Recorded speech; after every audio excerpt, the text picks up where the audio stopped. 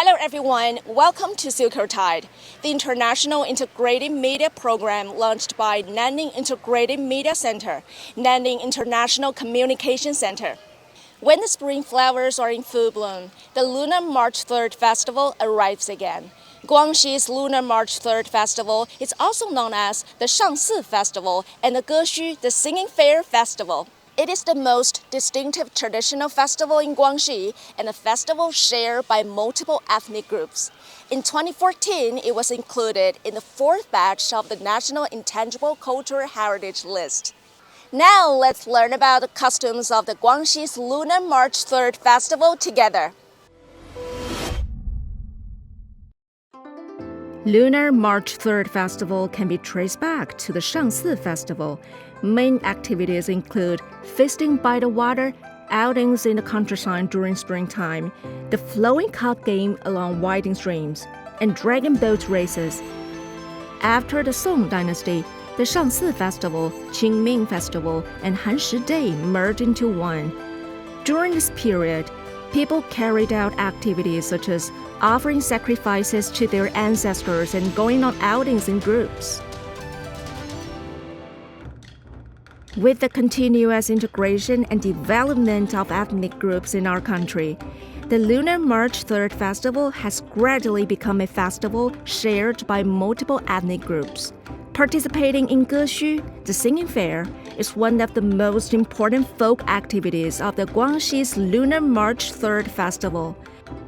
On the day of the Singing Fair, young men and women of the Zhuang ethnic group will put on colorful ethnic costumes and gather in the mountains and fields or on the bamboo groves and grassy slopes to sing antiphonal folk songs.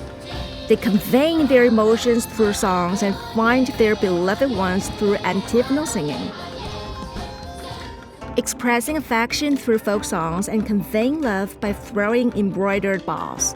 The embroidered ball was originally a flying weight used for combat and hunting in ancient times, and later it was meticulously crafted by Zhuang girls into a token for expressing affection. Nowadays, throwing embroidered balls has become a sport and a form of entertainment. Guangxi's Lunar March 3rd Festival is not only an auction of songs, but also a grand feast of delicious food. The diverse delicacies of the Guangxi's Lunar March 3rd Festival, such as 5-color sticky rice, makwa glutinous rice cake, 粽子, bamboo tube rice, and so on, can each let you savor the unique flavor of Guangxi. Since 2014, Lunar March 3rd Festival has been officially designated as a local statutory holiday in Guangxi.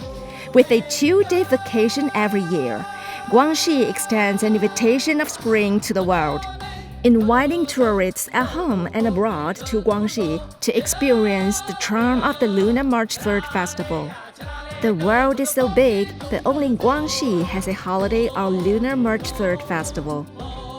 This holiday, which makes people across the country envious, vividly reflects the harmonious coexistence and mutual influence of the cultures of all ethnic groups. It also forms a shared cultural memory of the Chinese nation and highlights the unique charm of Chinese civilization.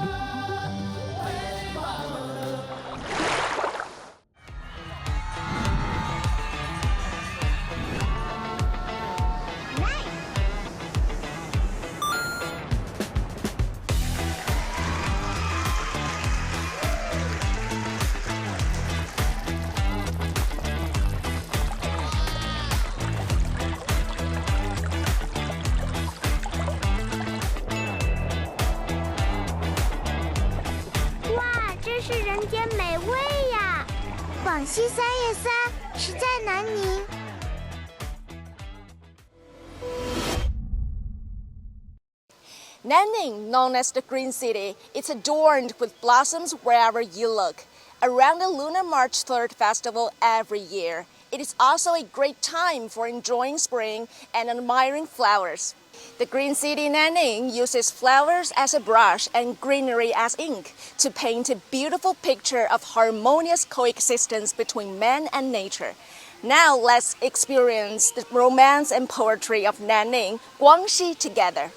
In various parks in Nanning City, Guangxi, flowers are in full bloom, presenting a riot of colors and an overflowing fragrance, forming a series of exquisitely painted colorful pictures. In Shimen Park, Nanning City, the mountains are covered with pink cherry blossoms, and a romantic atmosphere comes rushing towards you. In the orchid garden of Nanning Qingxiu Mountain Scenic Area, patches of snapdragons are brightly in bloom along the terraces. The playful-shaped flowers are like goldfish swimming among the flowers. The fragrant and colorful orchids attract many tourists to stop and admire them. In the flower fields of Nanning Garden Expo Park, when viewed from a high altitude, the snapdragon flower fields are Gorgeous and diverse. forming a beautiful picture of enjoying flowers in spring. Walking to the Nanning Flowers Park, the Gaosan flowers are in full and dazzling bloom. The white, pink, and rose-red flowers sway gracefully against the backdrop of green leaves, just like a vibrant landscape painting. 看到这些花，心情就非常的心旷神怡，感觉到这个大自然的美丽。 In the Sanjiangkou area of Nanning and Bicun village in Binzhou town, vast stretches of ripsy flower fields are like a huge golden carpet spreading across the fields, forming a tranquil and beautiful rural picture. Tourists either take photos to remember the moment or sit leisurely, slowly enjoying the tranquility away from the hustle and bustle of the city. The spring scenery is at its best, and all kinds of flowers are in full bloom. There are activities such as praying for blessings with flowers, the parade of the flower goddesses, and the flower festival market. The 12 flower goddesses and the flower fairies, who are full of beauty and charm, have restored the flower festival rituals like inviting the flower goddesses, praying for blessings, and performing the hairpinning ceremony with flowers, showcasing the beauty of traditional Chinese etiquette to tourists. The magnificent parade of the flower goddesses consists of a horse-team phalanx, the 12 flower goddesses, and 100 people dressed in traditional Chinese ethnic costumes.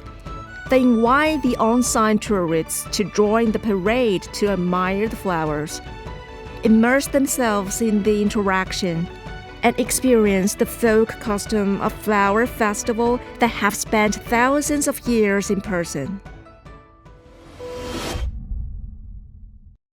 Recently, AI has become extremely popular around the world. Let's take a look at the spring scenery of Nanning in the eyes of AI.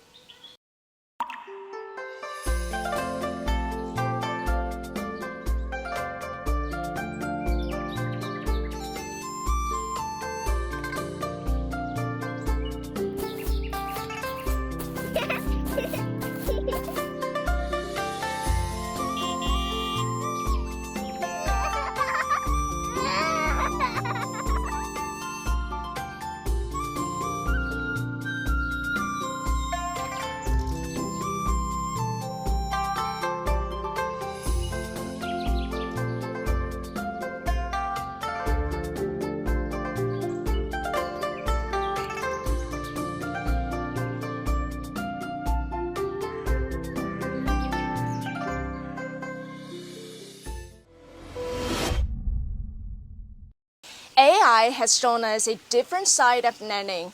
In fact, in emerging industries such as artificial intelligence AI, Nanning has also opened up new fields and new development tracks.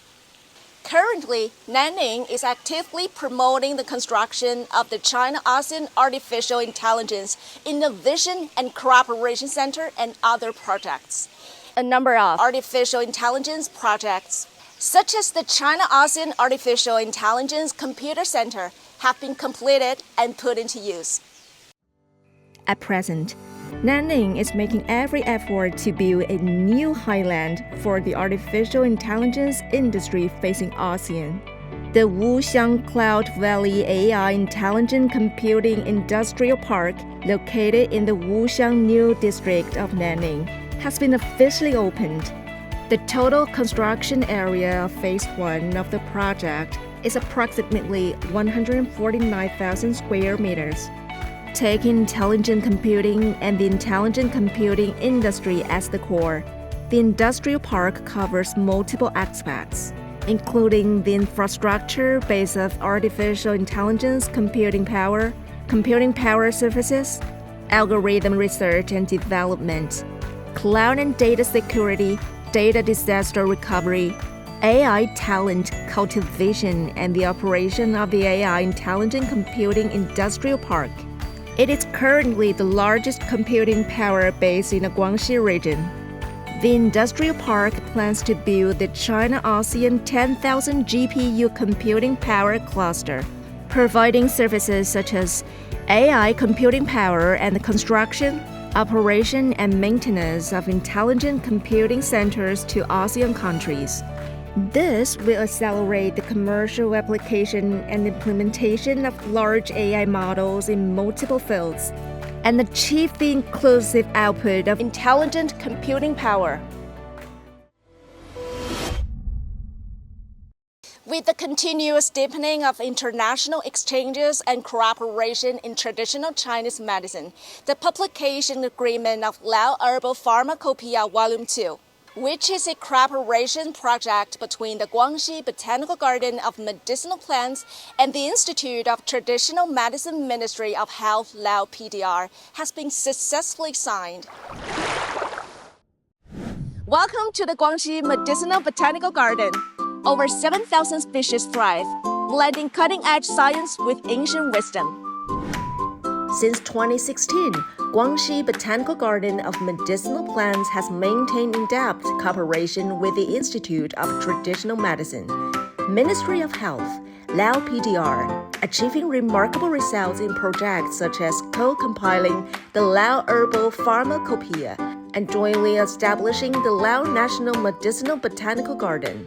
The publication agreement for the Lao Herbal Pharmacopoeia was successfully signed in 2024 and is currently being actively pursued. What is the Lao Herbal Pharmacopoeia? It is the first official companion of the herbal quality standard of the Laos. Thereby, it promoting the traditional medicine industry in the Laos.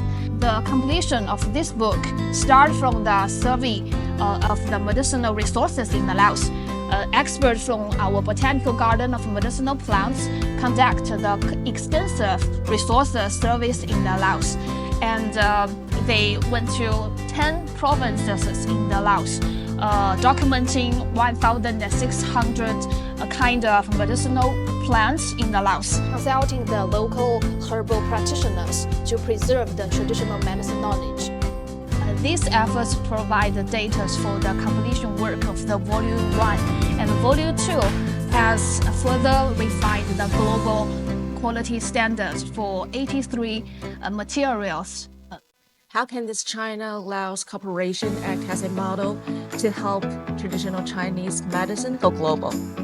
Their profound resources and heritage, combined with our experience and applications with modern technology, can facilitate the resources documenting, the sustainable conservation, and the modernization management of the ancestral medicines. It is a win-win cooperation, not only propel the modernization of the traditional medicine industry in Laos, but also boost the going global for our traditional Chinese medicine culture and practices. Let's plant the seed of collaboration and watch it bridge China with the world.